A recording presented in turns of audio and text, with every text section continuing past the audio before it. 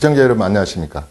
이번 시간에는 저번 시간에 이어서 상속세 증여세에 대해서 좀 더 디테일하게 어떤 플래닝을 짜야 돼서 이야기하고자 합니다. 전번 시간에는 그냥 어떻게 보면 상속세와 증여세의 관계랄지 큰 틀에서 이야기를 했다면 이번 시간에는 좀 더 플래닝을 상속세 증여세를 어떻게 짜야 되는지에 대해서 이야기를 하겠습니다. 여기에 보시는 것처럼 상속세 증여세, 특히 상속세는 다툼의 서막입니다. 그 피상속인이 망자가 아직은 먼 길을 떠나서 어디에 도착하지도 않았는데 벌써 이제 다툼이 있는 집안이든 없는 집안이든 다툼이 서막이 시작됩니다. 오직하면은 제사 때에는 안 모여도 법정에서는 다 가족이 모여서 재산을 다툰다고들 합니다. 그래서 다툼의 서막 한번 볼까요? 어디에 이제 이런 다툼의 서막이 있는지 한번 다 화면 한번 볼까요? 자, 농지 농가. 여기 이 집안은 부모님이 소도 키우고 이렇게 해서 평생 농사도 짓고 임야도 많이 있네요. 그래서 금융 소득도 좀 있고 또 기타 자산이 있는데 이제 미리 증여하는 것, 이제 또 사고 상습, 또 이제 대습 상속, 세대를 뛰어넘어서 활종료를 내고라도 이제 대습 상속을 할 것인가.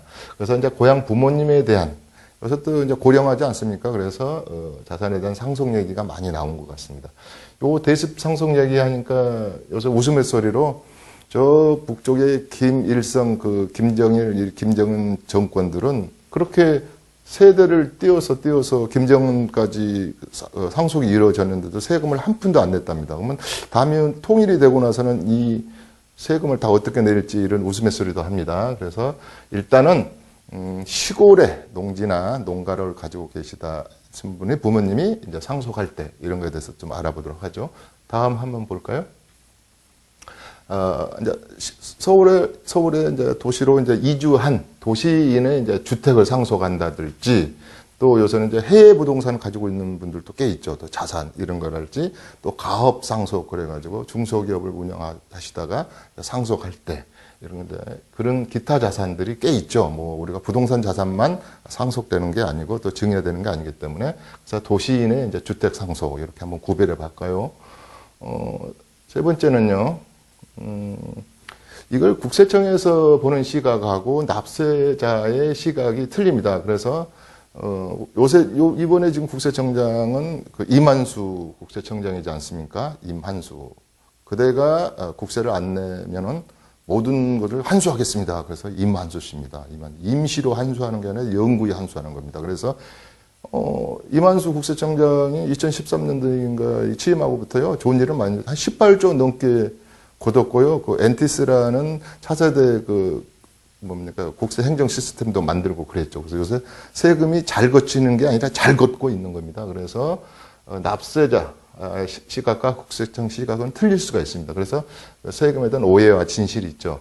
상속세 증여세를 한번 본다면 상속세를 한번 예를 들어보죠. 나는 이렇게 요 재산밖에 없으니까 상속세를 이렇게 신고합니다. 또 나는 상속받을 재산이 없으니까 상속을 포기하겠습니다. 또 아니면 단순 승인할지 또 부채가 또 많을 것 같다든가 이렇게 가면 이제 한정 승인 같은 걸 신청하는데요. 가정법원에. 그랬을 때 국세청에서 보는 시각.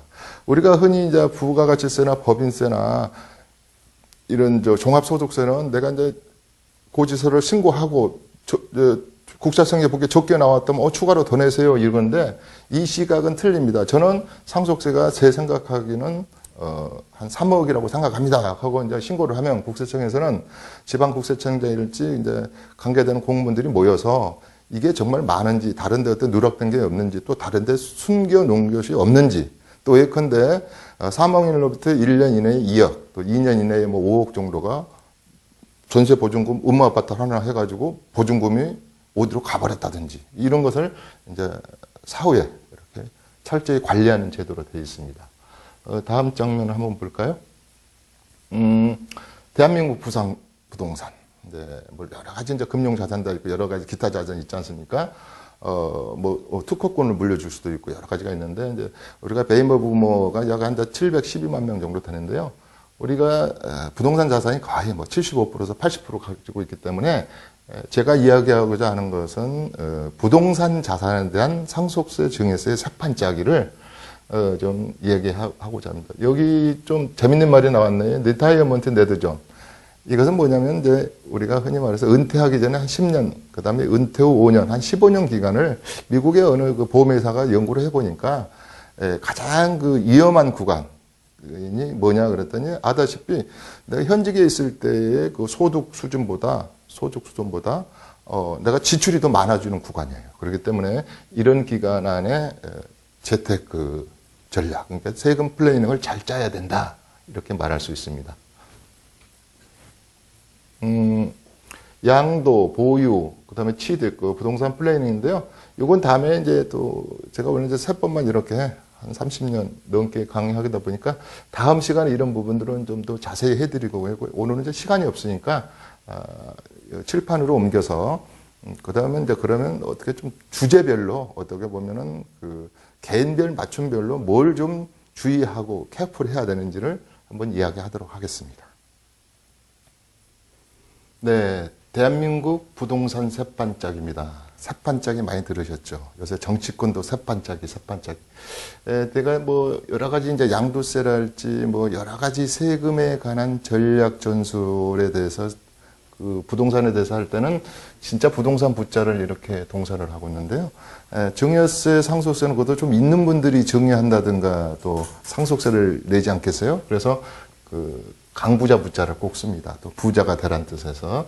그래서 되도록이면은 재테크 전략도 중요하지만 세테크 전략을 잘 짜서 국세청은 우리 개인보다는 부자지 않습니까? 그래서 세금을 좀 절세, 뭐 탈세하면 안 되겠죠. 그래서 그 방법론을 이제 이야기하는 시간입니다.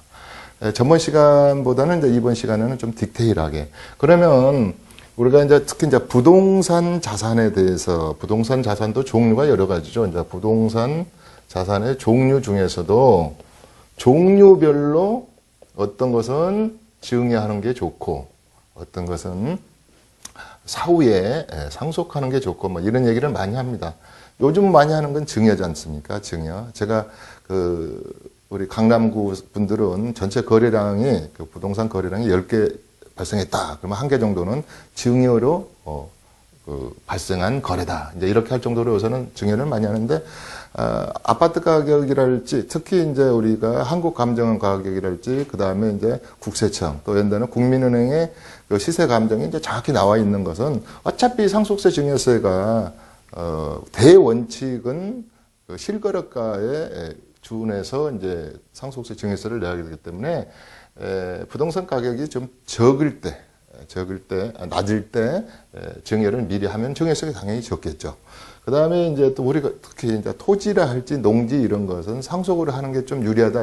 이것이 전체적으로 맞는 건 아닙니다. 개인별로 조금 틀리지만 이제 대범주를 이야기할 때는 이제 그렇게 얘기합니다. 왜 그러냐면 아다시피 이제 토지, 농지 이런 것은 우리가 이제 뭐 환산 가격, 그 다음에 우리가 비교 사례해서 감정 가격 이런 걸로 하기 때문에 공시된 가격이 아무래도 이제 낮게 잡혀 있죠. 예를 들어서 토지 한 평에 3.3제곱미터당 예를 들어서 500만 원 정도 거래가 된다. 부동산 시장에서. 그런다 보면은 한 200에서 뭐 250 정도 잡혀 있기 때문에 이제 그렇게 큰 범주에서는 토지는 상속으로 가는 게 좋다. 그런데 이제 그게 다 맞지는 않습니다. 그래서 종류별로 이렇게 잘 따져봐야 되는 부분이 있고요. 그 다음에 이제 받을 사람, 상속을 이제 누가 받느냐.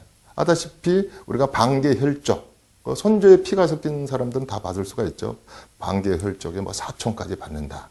뭐 인척에 8촌, 뭐 이러는데 제일 많이 받는 것은 이제 91년도부터 이제 상속법조 대수술을 했죠. 그래서 이제 앞으로는 좀 바뀔 거다고 하는데 현재까지는 이제 배우자가 많이 받고 자식이 2분이다 그러면 이렇게 이제 1.5대 11 비율로 이제 이렇게 법정 상속을 하죠. 법정 이제 상속을 하는데 여기서 이제 제일 중요한 것은 우리가 흔히 말해서 아주 간단하게 생각해서 일괄 공제하고 배우자 공제까지 합해서 약 그 뭐 10억 정도면 상속세에 대해서는 걱정할 게 없다 이런 말을 많이 하거든요. 공제돼 버리니까. 그리고 또 하나 중요한 것은 10억 정도면 그 대습 상속을 해도 별 문제가 없습니다. 예컨대 대습 상속은 전번 시간에 말했듯이 30%의 할증과 또 미성년자 그다음에 20억 넘은 상속 자산을 상속할 때는 이제 40%의 할증이 있는데 이렇게 상속세 자체가 과세 근거가 없는 것은 이렇게 바로 대습 상속을 하는 것도 좋다. 또 가장 중요한 것은 배우자 공제가 가장 많습니다. 최대 30억까지 배우자 공제가 되기 때문에 될 수 있으면 배우자에게로 배우자가 살아있을 때 배우자에게로 사전 증여를 해서 또 증여 6억까지 우리가 10년에 증여하지 않습니까? 배우자 증여가 또 우리가 그 존비속간에 이번에 세금이 하나 바뀌었죠. 올해부터 비속이 존속한테 증여할 때나 그 다음에 존속이 비속할 때는 옛날에는 3천만 원이었죠. 아들이 아버지한테 증여할 때 증여세 비과세가 3천이었는데 5천. 또 이제 요새 삼촌이 며느리가 또 조카에게 해줄 때 이런 것은 이제 500만 원 있는데 1000만 원 조금씩 이제 올랐죠. 이렇게. 그래서 되도록이면 배우자가 살아 계시다면은 배우자에게 미리 사전 증여를 하고 상속도 배우자분 공제가 많기 때문에 상속 재산을 상속세를 적게 내기 위해서는 이렇게 제대로 법정 상속분을 갖다가 상속하는 게 좋다 이렇게 말씀드릴 수 있고 그래서 이제 제일 또 이렇게 사건 소송이 많이 되는 거 1년에 1000건 이상 발생한 거 나는 피를 선친으로부터 한 방울의 피도 섞였다고 해서 뭐 혼외자랄지 여러 가지 뭐 재벌들 얘기만 아니더라도 유류분 청구죠. 유류분 청구랄지 또 기여분 내가 어머님 돌아가실 때까지 3년간 계속 케어를 했는데 나는 왜 이렇게 적게 주느냐. 뭐 그래서 유류분 청구랄지 기여분 청구에 대해서 많은 다툼이 발생합니다. 특히 이제 유류분 같은 것은 우리 시청자 여러분들이 잘 모르고 계시는 게 계셔요. 여기까지는 잘 아시더라고요. 법적으로 받을 수 있는 자기의 그 유산 상속권에 대해서 2분의 1은 또 받을 수가 있다. 기부를 했더라도 이렇게만 알고 있는데요. 한 가지 좀 간과하는 부분이 이분이 장자였어요. 장자였는데 예를 하나 들어보면 금방 이해가 갈 겁니다. 한 15년 전에 예를 들어서 음마 아파트를 5억에 이렇게 장남이 사업이라고 줬어요. 근데 피상속인이 오늘 돌아가셨는데 이분이 이건 까마득히 잊어버리고 유류분에 대해서 청구를 한단 말입니다. 그런데 법은 이렇게 되어 있습니다. 너는 벌써 옛날에 5억도 가져간 것을 5억으로 치는 게 아니고 아버님이 돌아간 피상속이 돌아간 날에 이게 지금 한 15억으로 올랐다고 가정하자고 한 10억 정도 올랐다고 가정하자고요. 그러면 지금 이분은 이 아드님은 10억을 가져간 걸로 미리 치는 겁니다. 그렇기 때문에 한 푼도 못 받는 경우가 있어요. 사부한다고 옛날에 갔다가 아파트 팔아버린 사람이 지금 계산해 보니까 자기가 유류분 청구에 초과돼 버렸어. 초과돼서 한 푼도 못 받는 경우도 있고 그래서 그때 받아간 것을 하는 게 아니라 이건 40년 전에 받아갔어도 상관없습니다. 요새 판례는 최근 판례는 70년 전까지도 그래요. 이건 연도가 없어요. 너한테 줬지 않느냐. 근데 그것을 지금 안 팔고 있었다면 이만큼 받아간 걸로 친다 이 말이에요. 그래서 이런 다툼이 참 많은 겁니다. 그래서 하나 알아주시면 좋고요. 그 다음에 이제 제일 또 나머지 부분 중에서는 이제 금융자산. 부동산 자산도 그렇지만 퇴직금, 또 보험, 그래서 보험 많이 들으셨죠. 뭐 종신보험이랄지 이런 부분에 대해서도 또 가업상속, 이 가업상속이나 상속세는 거의 다른 나라하고 많이 좀 우리나라가 틀린 면이 있습니다.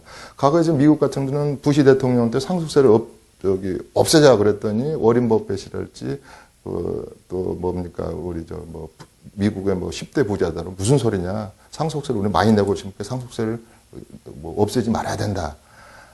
또 미국의 주마다 더 틀리지만 증여세 같은 경우도 우리는 증여받은 사람이 증여세를 내거든요. 그래서 증여에 증여세라는 게 있어요. 증여받은 증여세를 또 내주면은 그거에 대해서도 증여세를 물리고 미국은 수중자가 내는 게 아니라 증여자가 아버지가 너한테 200만 불을 줬다 그러면 거기에 증여세 까지 같이 내주는 제도랄지 이런 게 틀립니다. 그래서 우리 조세 협약을 보면은 우리가 이중과세 협정이 돼 있거든요. 그러면은 내가 미국에서 부동산을 팔고 중국에서 부동산을 팔고 일본에서 부동산을 팔아가지고 거기에 양도세를 15%를 내고 왔으면 한국의 세법상 30%를 세금을 이제 양도세를 내야 된다면 요거 낸 거 빼고 15%만 내는 이런 그 조세 협약이 다 돼 있거든요. 이것은. 그래서 앞으로 이제 글로벌적으로 해외 부동산을 사고 팔고 많이 하고 그런데 단 상속이나 증여 부분에 대해서는 협약이 안 돼 있어요. 아까 말하다 각 나라마다 뭐 뉴질랜드는 상속세가 없고 뭐 체계가 틀리기 때문에 그래서 이렇게 한국식 그 상속세가 좀 독특하다고도 볼 수 있어요. 좀 연구를 해보면 그건 놔두고 그래서 이런 유류분 상속 같은 것이 좀 중요시 여긴다. 그 다음에 이제 제일 중요한 거. 상속세는 망자가 내는 것이 아니고 망자의 재산을 서로 법정 자기네들이 지분별로 이제 나눠 가진 법정으로 유류분이든 어떤 배우자의 그 상속받은 재산의 금액으로 가액별로 내기 때문에 덜컹 아파트를 안 팔린다든가 상속을 받았는데 시골에 한 뭐 땅 열마지기를 뭐 상속을 받았는데 특히 이제 우리 수도권은 땅값이 비싼데 안 팔리지 않습니까? 상속세는 내야 된단 말입니다. 그래서 우리가 흔히 말해서 이제 그 사망일이 속한 달 말일로부터 해가지고 이제 6개월 그리고 요 가세 기간이 끝난 요 글로부터 또 6개월. 그러니까 쉽게 말해서 1년 안에 망자가 1년 안에 특히 이제 배우자 공제 같은 걸 받으려면 꼭 재산을 분할해서 등기해서 또 앞으로 등기부 등본에 내 이름이 딱 올라 있을 것처럼 완벽하게 공적 처리가 돼 있어야 됩니다. 막연하게 이걸 안 해놓으면 배우자 공제를 안 해주죠. 그래서 제일 중요한 것은 이제 그럼 상속세는 뭘 가지고 낼 것이냐? 아까 그림 나왔지만 시골에 뭐 소를 팔아서 낼 겁니까? 예를 들어서 우리가 흔히 나와서 뭐 이렇게 현금 자산을 많이 물려줬으면 현금 찾아서 내면 되는데 아까 부동산 자산이 많지 않습니까? 이랬을 때 여러 가지 제도가 있다 그랬지 않습니까? 물납으로 내는 것도 있고 연분이라는 것도 있는데 그게 한계가 있단 말입니다. 세금은 예상도 없고 현금으로 내라는 주의입니다. 예상해 주겠습니까? 그랬을 때 이때 계획을 세울 때 그래서 미리미리 그 상속세를 이렇게 미리미리 뭐랄까 마련해 두는 전략을 꼭 짜야 된다. 그것도 중요하지만은 아까 부자가 3대가 못 갔는데 1차적으로 그 자식 세대들은 비속 세대들이 너무 그 돈을 혜폭에 써가지고 재산을 망가뜨리는 경우도 있는데 요즘은 더 중요한 게 이런 세금 텍스 플랜을 잘해서 국세청으로부터 비과세 내지 절세를 받는 것도 현명하다. 그래서 이완에 유산으로 물려줄 때 부동산 재테크 공부도 유산으로 물려줘라. 다시 말해서 부동산을 관리하는 방법도. 그래서 지금 저희 같은 경우는 이제 저도 이 수업을 이런 것을 많이 하면서 꼭 어르신들한테는 이렇습니다. 상속세 증여세를 같이 와서 들어야 된다. 또 세금도 같이 짜야 된다. 그래서 다음 세대가 공부를 좀 하고 와야 된다. 이런 얘기를 좀 합니다. 그래서 이 여러 가지 이제 개인 간의 그 특히 상속세는 양도세 같은 건 너무 쉽습니다. 얼마에 샀습니까? 얼마에 팔았습니까? 필요 경비 얼마입니까? 뭐 장기 보유 특별 공제를 얼마를 받습니까? 그래서 한 12개 항목만 쭈르르 하면 그냥 암산으로도 양도세가 나오거든요. 근데 이제 상속 증여는 그렇지가 않습니다. 아까 말한 대로 각자 보유한 재산 상태가 틀리고 두 번째 수중자 및 그게 피상속인이 남긴 재산의 종류가 다 틀리고 그 다음에 이쪽에 받는 자 상속인이랄지 사전 증여를 받는 수중자가 그 처해 있는 처지가 다 틀립니다. 예를 하나 든다면 부모님을 오래 모시고 사시다가 10년 이상 사시다가 물론 그 전에 집이 없을 때 무주택 기간까지도 포함됩니다. 이렇게 사시다가 돌아가셨어요. 근데 그거 하나 이렇게 상속 받았는데 거기다 대고 덜컹 국가가 아무리 뭐 세금을 뭐 강하게 추징한다 그래서 그 세금을 다 뭐 이렇게 몰수 개념으로 하겠습니까? 그래서 그렇지 않고 전부 다 비과세 기준이랄지 감면 기준이 다 있다. 그렇지만은 반대급부도 있다. 그런 것을 국가가 봐주는 것도 있지만 우리가 흔히 말해서 1년 안에 사망일로부터 1년 안에 그리고 2년 안에 그래서 2억 뭐 5억 이런 식으로 현금으로 전세보증금을 받았다든가 어떤 뭐 판교에 땅에 들어가가지고 보험을 받았다든가 뭐 건물을 하나 처분했다든가 또 10억 재산에 현금 재산이 있는데 인출을 했다든가 이래가지고 이 돈이 어디로 가버렸어요. 마늘밭에 묻어놨는지 또 효도하는 딸을 그냥 5만 원짜리 신사임당 돈 뭉치로 드렸는지는 모르지만은 이것을 사후 관리를 한다는 거예요. 그래서 이것을 밝히지 못하면, 물론 이제 80%를 밝히는 부분도 있고 여러 가지 그 계산상의 공제 금액은 있는데, 일단 과세 여기에 사용처를 못 댈 경우는 이것을 그냥 미리 증여한 걸로, 의제해서 증여한 걸로 봐서 상속자산에 절대 포함시켜가지고 곱하기 상속세율을 하겠다 이런 뜻이거든요. 그래서 이런 것도 좀 조심해야 되는 것. 이게 제일 많이 보는 요소들입니다. 그러니까 참 어렵습니다. 내가 현금을 많이 가지고 있는지, 또 이런 경우가 요새 우리 지금 내가 공식 클럽도 이게 대부분 이제 건물을 많이 소유하신 분들이 많으신데요. 건물을 하나 가지고 있는데 대한민국 법만 토지와 건물이 이렇게 분리되어 있는 부동산 이런 뭐랄까 책에도 드물 겁니다. 다른 나라도 저희도 해외 세미나를 가면 좀 그런 것이 드문데, 우리는 그래서 건물이 시가 표준에 의할지 공시 가격이 적은 건물을 먼저 아드님한테 물려주면, 건물을 가진 사람은 월세, 건물에서 들어오는 세를 받을 수가 있는 거죠. 그 다음에 토지분은 아들이 이렇게 임료를 지급하는 식으로 해서 다음에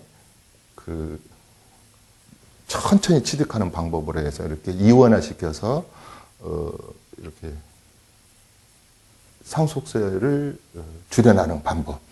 또 우리가 차명거래금지법이 생긴 지가 얼마 안 됐죠. 그래서 흔히 말해서 옛날에는 어머니가 야, 너 통장 좀 쓰자 그래가지고 여기 몇 천만 원을 넣어놓고 아들이 이걸 통장을 인출하기 전까지는 증여로 보지를 않았는데, 사실은 이제 이 차명거래 하지 말아라. 존말할 때 하지 말아라. 그 다음에 해외 계좌도 존말할 때 다 신고하시오 이랬는데, 지금은 입금되는 순간으로 증여를 보기 때문에 이 개념을 중요시해라.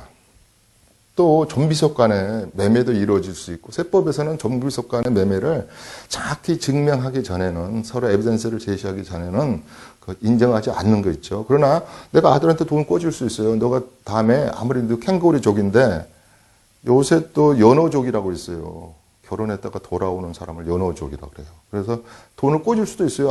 아빠가 좀 여유가 있으니까 꿔주지. 그럴 때는 옛날에는 이자를 연 8.5%를 꼭 주는 것을 공증하고 공정서류를 만들고 확정일자를 만들어. 근데 여기서 금리가 좀 내려가니까 연 4.6% 이상은 부모 간에 돈 거래를 해서 이자를 준 것을 확인받아 놔라. 그러면은 증여한 걸로 안 보겠다. 이런 것들이 이제 많지요. 우리가 이제 실무 들어가면. 그래서 이런 것을 꼭 해놔야 된다. 안 그러면은, 전체적으로 증여로 간주하겠다. 이런 겁니다. 그러면 우리가 수업을 하다 보면은 실무에서 그걸 어떻게 5천만 이 국민을 다 보노 이렇게 경상도 사투리로 물어보는 것도 있고 그렇습니다. 그렇지 않습니다. 작년이죠. 재작년에 만들어서 우리가 여러 연구원들이 80명이 투자되어서 삼성에서 만든, SDS에서 만드는 그 시스템이 하나 있죠. 옛날에 김영삼 정권 시절에도 있었는데, 이게 뭐냐면 네오 새로운 시스템이라 해서 TIS 시스템인데, 차세대 국세청 행정 시스템인데요. 굉장히 디테일합니다. 이 녀석이 어디 있어요? 당산동에 있어요. 당산역에 있는데, 이 녀석이 대한민국의 여러 가구 수로 봐서 주민등록별로 쭉 5천만 이상의 국민을 소득별로, 여러 가지 세대별로 이제 왔다 갔다 하는 거. 그 다음에 이제 직업군. 이런 것을 쭉 저분이 부동산을 얼마나 소유하고 있나. 이런 것까지 다 여러 개를 낱낱이 보고 있는 겁니다. 보고 있다가 어떤 것이 좀 이렇게 뭐랄까 거래가 잘못된 약간의 국세청을 속이는 것 같은 느낌이 있으면 자동으로 관련해서 이제 조사를 하고, 또 전문 직업인 같은 것은 5년간의 소득 PCI 시스템, 그 다음에 소득과 지출을 딱 5년간에 60개월 동안 맞춰봐가지고 소득 신고는 요만큼 했는데 지출은 이만큼 늘었을 때 조사를 한다든지. 또 FI 시스템이라고 했죠. 이제 무서운 금융감독원 쪽에 이거 지금 현재 팀장들이 검찰청이죠. 그래서 은행에서 올라오는 자료랄지 여러 가지 부동산 거래 자료를 모아서 수상한 거래의 자금들을 쭉 조사하는 FIU.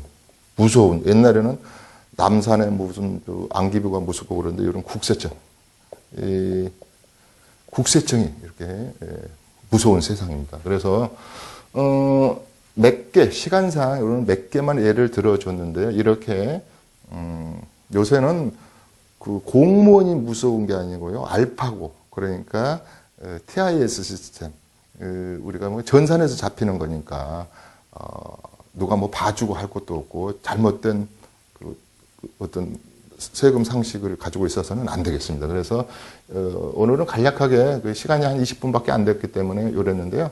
또 다음 시간에는 이제 좀 더 디테일하게 이걸 좀 더 접근해 보는 방법.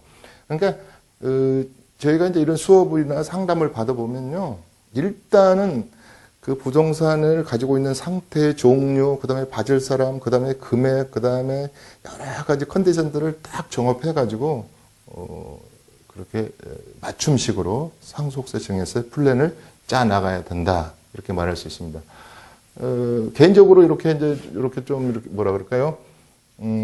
전화상으로도 시청자분들도 많이 이제 물어보신 분들이 있는데요. 이렇게 개인적으로 이렇게 하면 제가 무료로 상담해 주는 게 있습니다. 그래서 전화번호 하나 적어 놓고 갈까요? 이렇게 해서 특히 그 양도세, 상속세, 증여세 이런 게 좀 골치하실 분들은 전화로 물어보셔도 됩니다. 그래서 제가 이제 장기간 응대를 해드릴 수는 없는데요. 실무중개 555개 8836으로 전화를 해주시면 제가 좀 더 디테일하게 상속세, 증여세의 세판 짜는데 도움을 드릴 수가 있습니다. 오늘 이 시간까지는 저번 시간하고 이번 시간까지 짧게 상속세, 증여세를 한번 크게 한번 훑어본 시간이었다. 이렇게 말할 수 있습니다. 여기까지 시청해 주셔서 대단히 감사합니다. 고맙습니다.